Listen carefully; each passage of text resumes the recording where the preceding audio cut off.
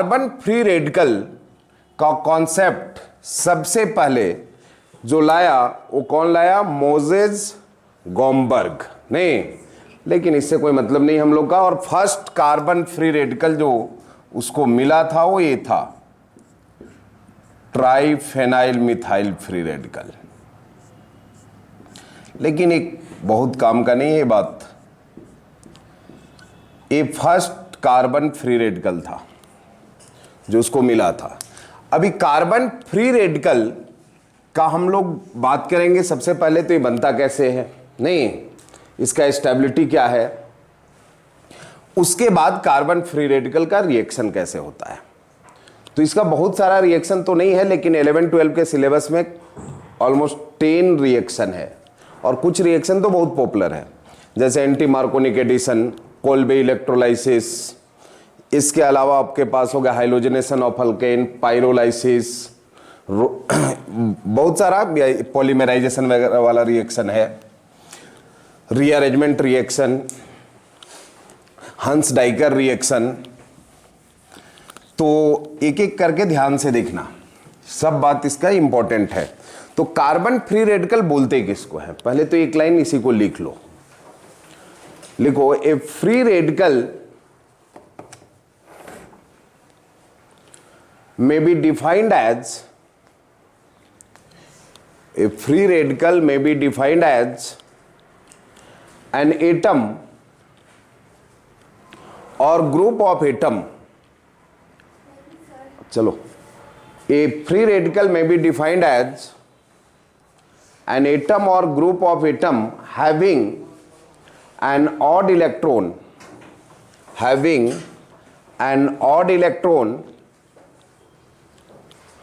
और unpaired electron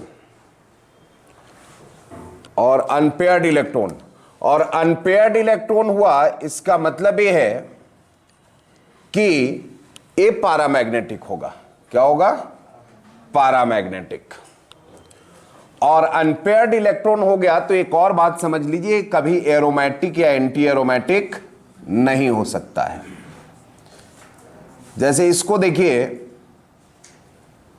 तो ये फ्री रेडिकल है, तो आपको पता है कि एरोमेटिक होगा तब क्या होना चाहिए? 4n+2 pi electron.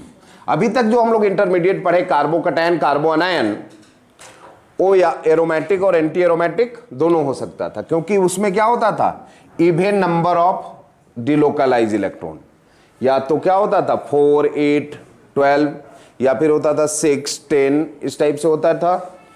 तो इसमें ऑड इलेक्ट्रॉन आ गया तो ये कभी एरोमेटिक हो सकता है और ना तो एरोमेटिक, एंटी एरोमेटिक हो सकता है। तो ऑड इलेक्ट्रॉन मॉलिक्यूल है। अब इसमें बात करें कि इसका हाइब्रिडाइजेशन क्या होता है। तो हाइब्रिडाइजेशन जो कार्बन फ्री रेडिकल का होता है वो नॉर्मल हाइब्रिड अगर रहा, मतलब इसमें कार्बन में हाइड्रोजन ज्वाइंट हो या फिर अल्काइल ज्वाइंट हो, तो ये जो ऑड इलेक्ट्रॉन होता है वो टोटली अनहाइब्रिडाइड होता है। मतलब A P orbital pure P orbital रहता है। इसको बोलिए कि अनहाइब्रिडाइड ऑर्बिटल है, अनहाइब्रिडाइज्ड ऑर्बिटल। और ये 3 ही हाइब्रिडाइड ऑर्बिटल होगा। मतलब हाइब्रिडाइजेशन क्या होगा? sp2। या कोई भी अल्काइल रहेगा, कुछ भी नॉर्मल, मतलब जो ऑर्गेनिक में आएगा वो sp2 हाइब्रिडाइड ही होगा इन जनरल। ये अनहाइब्रिडाइड ऑर्बिटल रहेगा, मतलब ये प्योर पी ऑर्बिटल है। एक एस और 2 ही पी हाइब्रिडाइड हुआ है, एक पी क्या है? अनहाइब्रिडाइड है। तो इसके बीच एंगल ऑलमोस्ट क्या रहेगा? 120। लेकिन फ्री रेडिकल में जब फ्लोरीन आ जाता है या क्लोरीन आ जाता है तो इसका हाइब्रिडाइजेशन चेंज हो जाता है सराउंडेड एटम का इलेक्ट्रोनेगेटिविटी बढ़ने की वजह से। इसका हाइब्रिडाइजेशन क्या होता है? sp2, जबकि ये भी कार्बन फ्री रेडिकल है। ऐसा क्यों होता है, इसको अगर एक्सप्लेन करना है तो बहुत तरीका है इसका एक्सप्लेन करने का, लेकिन सबसे सिंपल तरीका ये है कि एक कार्बन है जो अनहाइब्रिडाइड ऑर्बिटल अगर ये होगा तो अनस्टेबल होता है। इसलिए अनस्टेबल होता है क्योंकि इसके पास फ्लोरीन होता है यहाँ पे, और फ्लोरीन के पास लोन पेयर भी है, और फ्लोरीन का इलेक्ट्रोनेगेटिविटी थोड़ा ज़्यादा भी होता है कार्बन से, तो शेयरिंग इलेक्ट्रॉन इधर शिफ्ट कर जाएगा, ऐसा होगा। और ये लोन पेयर और ये जो ऑड इलेक्ट्रॉन है उसके बीच क्या होने लगेगा, रिपल्सन होने लगता है। और ये रिपल्सन से बचने के लिए, ये इसको ऐसे दिखा दे रहे हैं, लोन पेयर और ऑड इलेक्ट्रॉन में क्या हो रहा है, रिपल्सन। और रिपल्सन से को कम करने के लिए कैसे कन्वर्ट हो जाता है, इस टाइप से, टेट्राहेड्रली। ये हो गया कार्बन और ये फ्लोरीन और ये भी फ्लोरीन। एक एक्सप्लेनेशन ये है, ये स्टेबलाइज ऐसे होता है, इसलिए भी ये क्या रहता है, sp3 में गड़बड़ हो गया ना, ये क्या है, sp2 तो ये था, ये क्या था, टेट्राहेड्रल हो जाता है, sp3 हो जाता है। तो पहला रीजन ये है कि ऑड इलेक्ट्रॉन और लोन पेयर में रिपल्सन हो रहा है, जिसके कारण ये अनस्टेबल है। स्टेबल होने के लिए क्या करता है, ये टेट्राहेड्रली कन्वर्ट कर जाता है, रिपल्सन कम हो।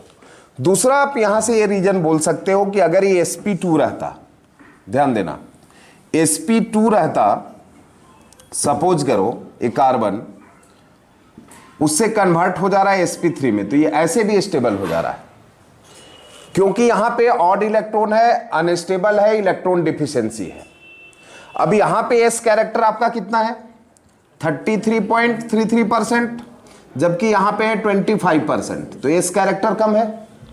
तो एस कैरेक्टर कम हो गया तो इसका इलेक्ट्रोनेगेटिविटी ऐसे भी कम हो गया, और इलेक्ट्रोनेगेटिविटी कम हो गया तो लेस इलेक्ट्रोनेगेटिव पे डिफिशियंसी थोड़ा स्टेबल होगा, और मोर इलेक्ट्रोनेगेटिव पे डिफिशियंसी क्या होगा, हाईली अनस्टेबल होगा। तो इसलिए भी ये हाइब्रिडाइजेशन अपना चेंज कर लेता है किसमें, sp3 में। ये एक और एक्सप्लेनेशन हो गया कि क्या हो गया, trifluoro methyl free radical sp3 में क्यों एग्जिस्ट करता है। तो एक तो रिपल्सन से एक्सप्लेन कर सकते हो, दूसरा क्या कि एस कैरेक्टर अपना डिक्रीज कर लेता है, जिसके कारण ये क्या हो जाता है, एक्स्ट्रा स्टेबल हो जाता है। अब इसको एक और तरीके से एक्सप्लेन कर सकते हो, वो तरीका है एंटी बॉन्डिंग, लेकिन वो थोड़ा सा लेंदी है, या उतना डिटेल में हम लोग केमिकल बॉन्डिंग 11-12 में नहीं पढ़ते। जैसे ये फ्लोरीन है, बॉन्ड बनाएगा, ऐसे समझ जाएंगे आप, ये ऑड इलेक्ट्रॉन रहेगा, टेट्राहेड्रल रहेगा, तो इस बॉन्ड का जो एंटी बॉन्डिंग ऑर्बिटल होगा, जो इधर होगा, सबके अपोजिट में होगा, और ये इसके क्लोजर होगा, ये इलेक्ट्रॉन यहां से यहां क्या करते रहता है, डिलोकलाइज करते रहता है। ऐसे इसको भी हाइपर कंजुगेशन नाम देते हैं, जिसके कारण ये एक्स्ट्रा क्या होता है, स्टेबल होता है। और जब ये sp2 रहेगा तो इसका एंटी बॉन्डिंग जस्ट ऐसा रहेगा, प्लेनर, तो यहां पे डिलोकलाइज नहीं कर पाता है। तो ये ऑड इलेक्ट्रॉन डिलोकलाइज करता है किसमें, कार्बन फ्लोरीन का जो एंटी बॉन्डिंग ऑर्बिटल है उसमें। तो इसलिए CF3 को हम लोग क्या कंसीडर करते हैं, sp3। CCl3 भी ऑलमोस्ट क्या होता है, sp3 हाइब्रिडाइज्ड। और बाकी जो भी मेन काम में आने वाला है ऑर्गेनिक में, वो क्या रहेगा आपका, sp2। तो हाइब्रिडाइजेशन समझ गए, फ्री रेडिकल का क्या होगा, इन जनरल sp2, और ये फ्लोरीन वगैरह आएगा तो क्या हो जाएगा, sp3। मतलब कार्बन फ्री रेडिकल दोनों फॉर्म में एग्जिस्ट करता है, फ्री रेडिकल में भी और sp2 में भी और sp3 में भी। तो इसको थोड़ा सा लिख लो, लिखना है तो इसको साइड में लिख लेना, क्या रीजन है। वो वहाँ पे तो एक ही इलेक्ट्रॉन है ना, तो फिर sp3 क्यों करेंगे, अगर रिपल्सन होगा तो मान लें कि वो थोड़ा शिफ्ट कर देगा नीचे टेट्राहेड्रल से, लेकिन नहीं, हम बोल रहे हैं कि स्टेबल हो जाएगा sp3 sp2 से ज्यादा फ्लोरीन के केस में, इसलिए उसी फॉर्म में एग्जिस्ट करेगा। ऐसे तुमको हम और बताए थे, थोड़ा ड्रैगो रूल भी लगा सकते हो, उस हिसाब से सोचो तो और आसानी से समझ सकते हो।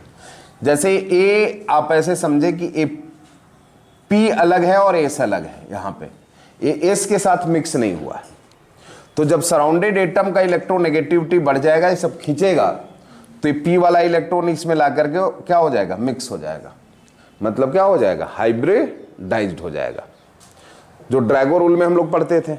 ऐसे यहां पे तो सिंपल हम 2-3 तरीके से एक्सप्लेन करने का कोशिश किए। स्टेबल हो जा रहा है sp2 से ज्यादा कौन, sp3, इसलिए बन जा रहा है। अब क्यों स्टेबल हो रहा है, एक तो रिपल्सन कम हो गया, दूसरा क्या हो जाएगा, एस कैरेक्टर क्या हो गया, कम हो गया, और तीसरा एंटी बॉन्डिंग ऑर्बिटल जो होगा कार्बन फ्लोरीन बॉन्ड का, उसमें ये इलेक्ट्रॉन क्या करेगा, डिलोकलाइज। जितना भी इलेक्ट्रोनेगेटिव एटम आएगा अगर सराउंडिंग वाला, तो वो अपने तरफ खींच के हाँ, वो फ्री रेडिकल है वो sp3 में कन्वर्ट कर sp3 करने का कोशिश करता है, लेकिन यहाँ हाईली इलेक्ट्रोनेगेटिव है इसलिए इसमें कंसीडर करते हैं। इसी टाइप का एक कॉन्सेप्ट था ड्रैगो रूल, जो बताए थे कि फास्फोरस जो है, फास्फोरस है वो pH3 हाइब्रिडाइज नहीं होता है, नहीं, उसी टाइप का था जो थर्ड पीरियड या उसके बाद वाला एलिमेंट होता था वो हाइब्रिडाइज नहीं होता था। चलो ध्यान देना, हाइब्रिडाइजेशन की बात की हम लोग। अगला पॉइंट जो है कि ये फ्री रेडिकल बनता कब है, कब हम लोग समझेंगे कि फ्री रेडिकल रिएक्शन होगा।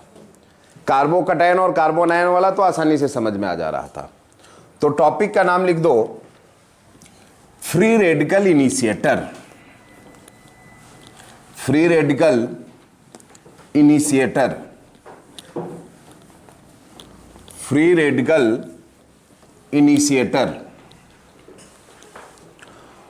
फ्री रेडिकल इनिशिएटर मतलब कब फ्री रेडिकल रिएक्शन होगा, तो लिखा फ्री रेडिकल इनिशिएटर। नहीं, जब हाई टेम्परेचर हो, हाई टेम्परेचर हो, हीट ज्यादा हो, या फिर इलेक्ट्रोलाइसिस हो रहा हो, या फिर लाइट आपको दिखाई दे, नहीं, या फिर पेरोक्साइड दिखाई दे, या फिर कोई रेडिकल दिखाई दे, मतलब पहले से फ्री रेडिकल होगा, तो वो रिएक्शन हमेशा क्या होता है, फ्री रेडिकल रिएक्शन होता है। इसको आप ऐसे रख सकते हो, ऐसे ही बहुत पॉपुलर क्या है ट्रिक है, हेल्पर। नहीं, एच मतलब हो गया हीट, हीट बाजार में मिलता नहीं है, टेम्परेचर बढ़ाना पड़ेगा। तो अगर टेम्परेचर 500 डिग्री सेल्सियस या इसके बराबर या इससे ज़्यादा हो, तो रिएक्शन जनरली क्या होता है, फ्री रेडिकल रिएक्शन होता है। तो जितना भी हाई टेम्परेचर वाला रिएक्शन है वो सब क्या होता है, होमोलाइटिक फिजन होकर के उसके बाद फिर आगे बढ़ता है। गैस फेज में हो तो गैस फेज में होगा तो जनरली फ्री रेडिकल होगा, टेम्परेचर हाई हो तो।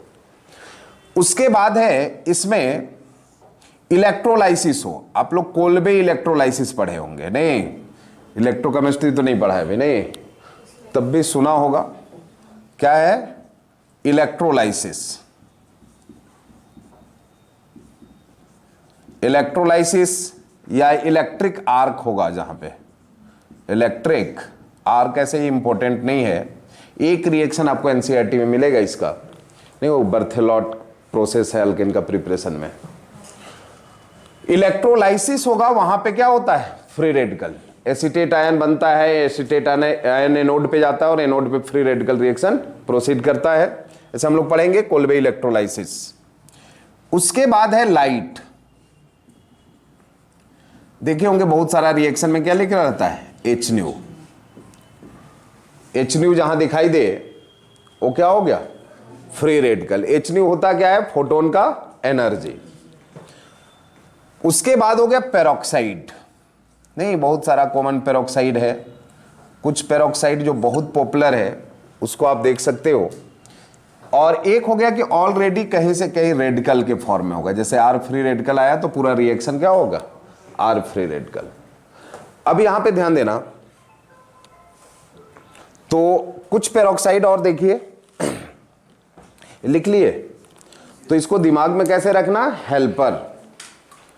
तो कुछ पॉपुलर पेरोक्साइड है, जैसे ये दिखाई दे ऐसे, तो पेरोक्साइड को पहचान लेते हो, क्या होता है, ऑक्सीजन ऑक्सीजन बॉन्ड होता है, तो इसको बोलते हैं पेरोक्सी लिंकेज। और जिस कंपाउंड में पेरोक्साइड लिंकेज हो उसको क्या बोलते हैं, पेरोक्साइड।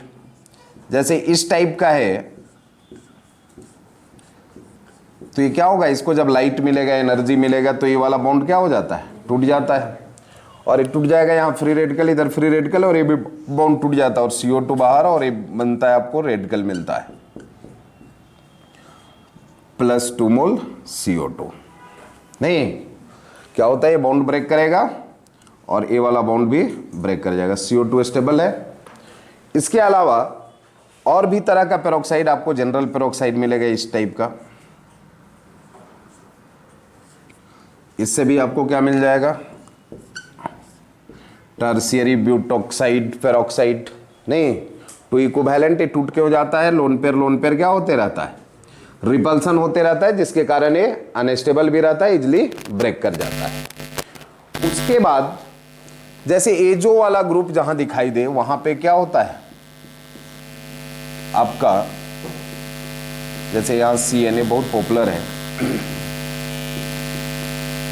ये बड़े आसानी से फ्री रेडिकल में टूटता है क्योंकि नाइट्रोजन हाईली स्टेबल होता है। तो ये बॉन्ड तोड़ देगा फ्री रेडिकल में और ये दोनों ऑड इलेक्ट्रॉन क्या कर लेगा, बॉन्ड बना लेगा और ये बन क्या जाएगा इस टाइप से।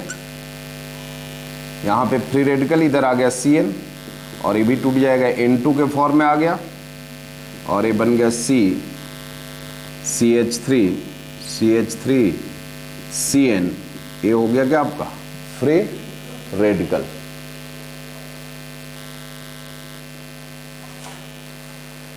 समझे? तो फ्री रेडिकल कहां कहां होता है समझे, जहां पे हाई टेम्परेचर हो, इलेक्ट्रोलाइसिस हो रहा हो, लाइट आपको दिखाई दे, तो आपके दिमाग में इंडिकेशन जाना चाहिए कि ये क्या होने वाला है, फ्री रेडिकल, या पेरोक्साइड दिख जाए या फिर रेडिकल दिख जाए। तो ये सब क्या होगा, हालांकि कुछ कुछ कहीं कहीं क्या होता है टेट्राइथाइल लेड, लेकिन ये बहुत कम ही दिखाई देगा आप लोग को 12 के सिलेबस में। ये 4 एक PB रहता है, ये भी दिखाई देगा। तो आपको क्या समझना है कि फ्री रेडिकल रिएक्शन होने वाला है। और नॉर्मल पेरोक्साइड तो जानते ही हो, हाइड्रोजन पेरोक्साइड, अल्काइल पेरोक्साइड,